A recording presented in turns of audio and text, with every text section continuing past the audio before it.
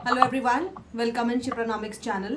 Student, Jharkhand PGT का जो result आया है, जिसका नोटिफिकेशन अगस्त 2022 में आया था और इसका जो फाइनल रिज़ल्ट है वो कल आया है। तो इसमें जो सक्सेसफुल कैंडिडेट हैं उनसे मैं आपको मिलवाना चाहूँगी। निर्मला है, तस्लीम है, अर्पण है, और भी हैं जो अभी लाइव नहीं आ पाए, तो उनका मैं बाद में शेड्यूल करूँगी। तो सबसे पहले मैं आपको मिलवाना चाहूँगी निर्मला से। Nirmala, welcome in are studio. अच्छा निर्मला, सबसे पहले आप ये बताइए, एग्ज़ाम के लिए आपकी स्ट्रैटेजी क्या थी? किस तरीके से आपने तैयारी की?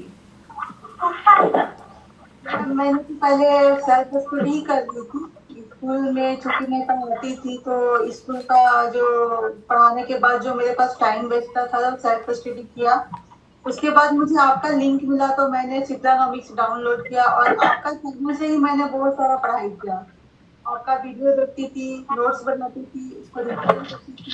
तो आपने जैसे बताया कि क्वेश्चन बैंक सॉल्व करना यूथ पब्लिकेशन का, उसको देखती थी। अब मैंने कोई थ्योरी वाली बुक नहीं पढ़ी, बहुत मोटी मोटी किताबें नहीं पढ़ी, बस आपको फॉलो किया।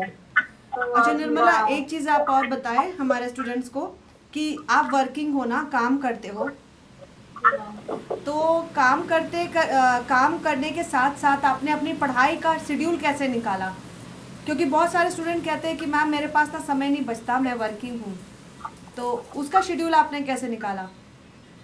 मैम थोड़ा सा डिफिकल्ट होता है वर्किंग के लिए, बट अगर आप टाइम को मैनेज करके चलेंगे तो हो जाता है। पढ़ाई के लिए अलग सा टाइम रूटीन बनाना पड़ता है और डेली इसको फॉलो करना पड़ता है, तो हो जाएगा। मैंने ऐसे ही किया है। अच्छा, एक चीज़ और आप बताइए, आपको जैसे इकोनॉमिक्स में ढेर सारे स्ट्रीम्स होते हैं, माइक्रो मैक्रो, आपको कौन सा सब्जेक्ट भारी लगता था और उसको आपने किस तरीके से अपने लिए बहुत इजी बनाया?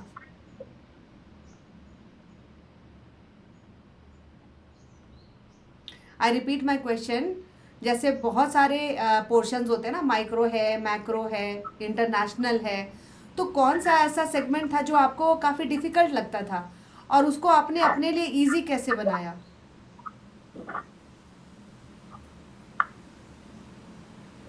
ये सवाल किससे है? आवाज़ नहीं आ रही है। ये क्वेश्चन किससे है? देखिए मैं क्या पूछ रही हूँ ना, कि जैसे किसी को नहीं, माइक्रो इकोनॉमिक्स किसी को बहुत भारी लगता है, ठीक है, किसी को मैक्रो इकोनॉमिक्स बहुत भारी लगता है, तो आपको इकोनॉमिक्स का, अर्थशास्त्र का वो कौन सा चैप्टर था, कौन सा टॉपिक था जो आपको थोड़ा सा भारी लगता था और आपने उसको बहुत अच्छे से अपने लिए इजी बना लिया? मैं जवाब दूंगा। एक मिनट तस्लीम, पहले मैं निर्मला से बात करूँ। निर्मला, आवाज़ आ रही है आपको? तो आपको कौन सा टॉपिक था जो आपको काफ़ी डिफिकल्ट लगा? मुझे ना माइक्रो शुरू से ही बहुत डिफिकल्ट लगता था। जब मैं कॉलेज करती थी उस समय भी मुझे कभी मतलब माइक्रो से बहुत डर लगता था, माइक्रो इकोनॉमिक्स से। मतलब उसका जो मतलब कॉन्सेप्ट क्लियर ही नहीं हो पाता था। लेकिन आपका क्लास जब मैंने किया तो आप इतने छोटे छोटे चीजों को तोड़ के बताते थे, तो उससे हमको बहुत बेनिफिट मिला, बहुत मुझे बहुत फायदा हुआ उससे। बार बार मैं वीडियो को देखती थी और समझती थी, कॉन्सेप्ट क्लियर करते जाती थी। अच्छा, आप एक दिन में कितने घंटे अपने पढ़ाई को डेडिकेट करते थे? मैं रात को ज्यादा पढ़ाई करती थी, रात का टाइम ज्यादा देती थी पढ़ाई करने के लिए। कम से कम 4 घंटा मैं रात को पढ़ती थी। अच्छा, मतलब आपका शेड्यूल जो होता था वो रात में आप अपनी पढ़ाई को करते थे और सुबह अपने ड्यूटी को, है ना? चलिए, थैंक यू निर्मला। अब मैं बात करूंगी तस्लीम से। तस्लीम, पहले अपने को इंट्रोड्यूस कीजिए, आप कहाँ से हो और आपकी जो प्रारंभिक शिक्षा वगैरह कहाँ से हुई है? जी मैम, सबसे पहले तो हम अल्हम्दुलिल्लाह अल्लाह का शुक्रिया अदा करना चाहेंगे मैम। Thank you. फिर उसके बाद आपकी बहुत मेहरबानी रही।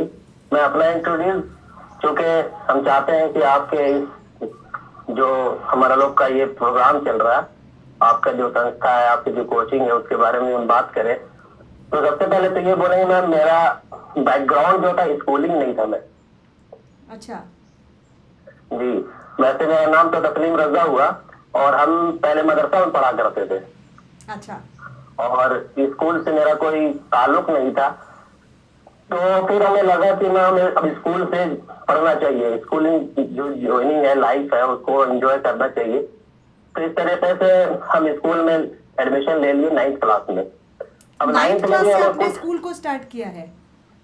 जी मैम, 9th में एडमिशन लेने के बाद हमें समझ में नहीं आता था कि मैथ क्या चीज है और उसके जो फॉर्मूले क्या है, ये सारी चीजें हम मेरे लिए अननोन थे मैम, बिल्कुल पूरी तरीके से। तो हमने मेहनत की और फिर मुझे कॉलेज का भी शौक हुआ कि हमें कॉलेज भी करना है। मैट्रिक इंटर करने के बाद किसी तरीके से, तो खैर मेहनत करता रहा मैं।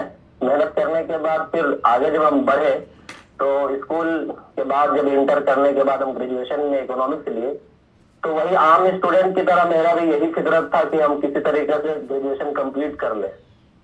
तो जब ग्रेजुएशन कंप्लीट हुआ मैम किसी तरीके से एक नॉर्मल स्टूडेंट की तरह, तो फिर वो शौक और बढ़ा पीजी करने के लिए, और फिर पीजी भी हम उसी तरीके से किए। लेकिन एक मेरा ये खासियत रहा कि एग्जाम के आवर पर एग्जाम पढ़ते जरूर थे, लेकिन वो क्वालिटी नहीं थी हमारे अंदर। पढ़ने का तो शौक था, लेकिन क्योंकि बेस मेरा कमजोर था, ये हम खुली तौर पर ये मान सकते हैं कि बेस मेरा कमजोर था। और हमने पीजी कंप्लीट किया, कोचिंग वगैरह नहीं था, फिर भी किताबों से पढ़ करके नोट्स वगैरह से इंतजाम करके और कंप्लीट करने के बाद फिर बीएड करने का शौक हुआ मैम हमें। तो बीएड करने के बाद जब बीएड कर लिया तो लगा कि अब तो कुछ करना चाहिए, टीचिंग के बहुत सारे और स्कोप होते हैं। तो फिर हम एग्जाम जब आया यहाँ पे झारखंड में निकला वैकेंसी, तो मैं हम पूरे कोचिंग पे हम ध्यान देने लगे कि कौन सा कोचिंग संस्थान जो है वो बेहतर है हमारे लिए। तो हम बहुत सारे टीचर को सर्च करते थे यूट्यूब में भी, या फिर कहीं कहीं ऐसा भी हुआ कि हम जा करके डेमो क्लास भी लेते थे। हमें तसल्ली कहीं नहीं मिली मैम, कहीं तसल्ली नहीं मिली।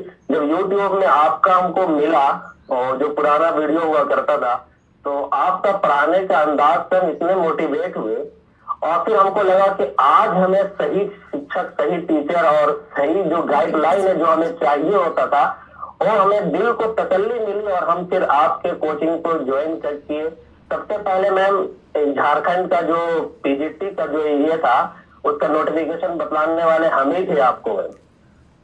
जी, आपके बहुत हमें थे। मैसेज तो आते आप, थे। हाँ जी। जी, तो आपने कहा कि वो आपका सिलेबस भेजिए, फिर हम आपका व्हाट्सएप में सिलेबस भेजे। फिर आपने वो शुरू किया अगस्त के शुरू से, और फिर बाद में हम 2-4 स्टूडेंट के बाद हमारा एडमिशन हुआ जरूर, लेकिन उससे पहले हम आपका यूट्यूब में बहुत सारे वीडियो देख चुके थे, और उससे फिर हम अपना बेस मजबूत करते चले गए, कॉन्फिडेंस लेवल बढ़ता चला गया।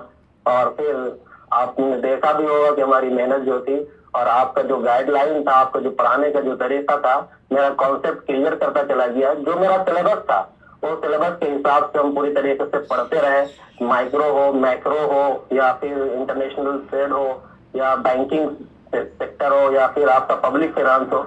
हर एक पहलू पर आपने इतने अच्छे अंदाज में आपने मैम मुझे बतलाया है कि हमें किसी और की जरूरत ही नहीं पड़ी, न दूसरी किताबों की जरूरत पड़ी मैम, और ना दूसरे किताबों के अलावा ना दूसरे शिक्षकों को हमने अपने ऊपर ध्यान दिया कि हमें उससे पढ़ना भी चाहिए। कहीं हमें फिक्र ही नहीं हुई। फिर में हमें सबसे ज्यादा टेंशन था, जो हम आपसे कहा करते थे कि मैम इंडियन इकोनॉमिक्स का डेटा हम लोगों को चाहिए, तो आपने वो डेटा हम लोगों को दिया। डेटा देने के बाद जो करंट डेटा होता था, जो ऑथेंटिक हुआ करता था हमारे लिए, तो उससे हटकर के भी हम एक इधर उधर भी ध्यान नहीं देते थे। जैसे बहुत सारी किताबों से आपने मना किया कि उस किताब को मत देखो, फिर भी एक तसल्ली नहीं होती थी। फिर कभी सोचते थे कि देख लेते, फिर आप बीच में स्ट्रिक्टली आप मना करते थे, मत देखा करो, तो फिर उसको भी छोड़ दिया। फिर आपका दिया हुआ डेटा से भी हम उसी से कंप्लीट करते रहे। मैम आज ये आपकी मेहरबानी रही, मेरे घर वालों की हौसला अफजाई रही, दोस्तों का भी रहा है ना, और मेरी बहनों की दुआएं रही, और सबसे ज्यादा आपका जो गाइडलाइन रहा मैम, आपका जो पढ़ाने का तरीका रहा, हम आपका दिल से आपको सलाम करते हैं मैम। आपको बहुत बहुत शुक्रिया। आपकी पढ़ाने का अंदाज की वजह से आपके जो पढ़ाने का तरीका था वो हमारे दिल और दिमाग में घुसता चला गया, और मेरी मेहनत भी थी अल्हम्दुलिल्लाह। तो इसके वजह से आज ये दिन देखने को मिला, आज रिजल्ट हमारा हुआ है, इसमें आप लोगों का योगदान बहुत है मैम। तस्लीम, मैं सबसे पहले बोलूँगी कि आपका जो स्ट्रगल है ना वो मुझे एक स्टोरी की तरह लग रहा है, और मैं बहुत ही ध्यान से सुन रही थी और कोरिलेट कर रही थी। एंड ये तो एक बहुत बड़ा मैसेज होगा आने वाले स्टूडेंट्स के लिए कि अगर आपका बेस मजबूत नहीं है, फिर भी मैंने एक लाइन आपके लिए लिखी है कि मेहनत सफलता की कुंजी है। ये जो कहा जाता है ना, ये बहुत सही कहा जाता है। ठीक है, अगर हम मेहनत करते रहें, किसी कहते हैं ना कि पत्थर पर अगर आप लगातार रस्सी को गुजारेंगे तो पत्थर पर भी निशान पड़ता है। तो आपकी स्टोरी मुझे काफ़ी कुछ ऐसी लगी। बिल्कुल मैम, मैं एक बात कहना चाहूंगा। बहुत सारे लोगों ने, जैसे मेरा जो बैकग्राउंड था, मैंने पहले ही कहा कि मैं मदरसा से बिलोंग करता था, और जब स्कूल लाइन पे आया तो लोगों ने कहा कि तुम्हारे से तो नहीं हो पाएगा बाबू, क्या आप पढ़ते हो, इसको छोड़ो, तुम उधर ही चले जाओ। इस तरीके से हमें बोला भी गया। लेकिन हम ये सोचता करते थे कि जब दूसरे लोग कर सकते तो मैं क्यों नहीं। ये एक अंदर से हमें हिम्मत अफजाई होती थी, हौसला मिलता था हमें, और फिर हम दूसरों को देख करके फिर अपने अंदर एक क्या करते थे, अपने आप को इंटरेस्ट करते थे, और उसके बाद फिर मेहनत भी क्या करते थे। आज आई एम सो हैप्पी। आपका जो इंटरव्यू होगा आने वाले स्टूडेंट्स के लिए भी एक बहुत बड़ी मिसाल की तरह से होगा। और जैसी चीज़ें आप बता रहे हो, जो अपना स्ट्रगल आप बता रहे हो, तो मैं आगे भी स्टूडेंट्स को यही बात बोलूँगी कि आपके पास अगर रिसोर्सेज नहीं भी हैं फिर भी आप लोग कोशिश ज़रूर करें, ठीक है। और जिस